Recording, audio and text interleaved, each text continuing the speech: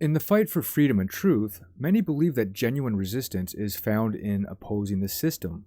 We often look to individuals or groups who challenge the establishment, advocate for change, and speak out against the powers that be. However, there's a powerful psychological tactic that manipulates this process: controlled opposition. This is a method where those who seem to resist the system are in fact kept within safe, scripted boundaries that ultimately reinforce the very system they seem to oppose. At first, this idea may seem counterintuitive. If the system is designed to maintain control, why would it allow any form of opposition? The answer lies in how power structures operate to preserve themselves. The system often tolerates or even supports opposition movements, but only as long as they do not pose a true threat to the status quo.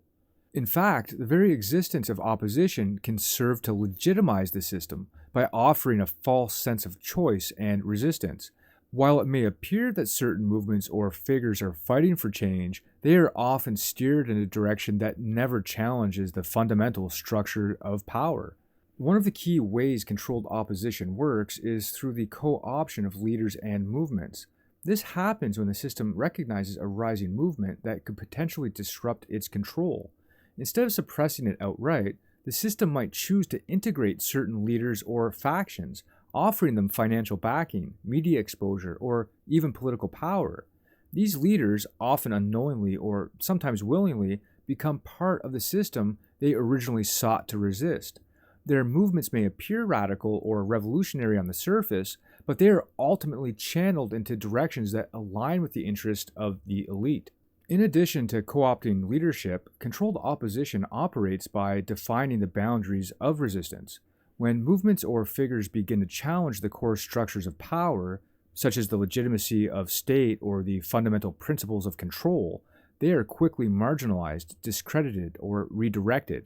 The system ensures that dissent stays within a controlled framework by allowing it to focus on peripheral issues, rather than addressing the deeper systemic causes of inequality or oppression. This containment ensures that true transformation remains out of reach while offering the illusion of change. Perhaps the most insidious aspect of controlled opposition is the impact it has on followers of these movements. Many who are drawn to these causes are genuinely seeking truth or meaningful change. However, when they unknowingly follow a controlled opposition, they can become disillusioned, feeling as though they are constantly running in circles without achieving real progress. This disillusionment fosters apathy and resignation, leading individuals to eventually accept the status quo as inevitable. In the long run, it becomes easier to maintain control when the population has been lulled into believing that real resistance is impossible. The subtlety of controlled opposition is key to its effectiveness. Often, the leaders and movements involved are not overtly obvious in their alignment with the system. In many cases, those involved may not even realize they are being steered in a direction that ultimately supports the existing power structures. This covert nature makes it incredibly difficult for the public to discern true resistance from orchestrated dissent.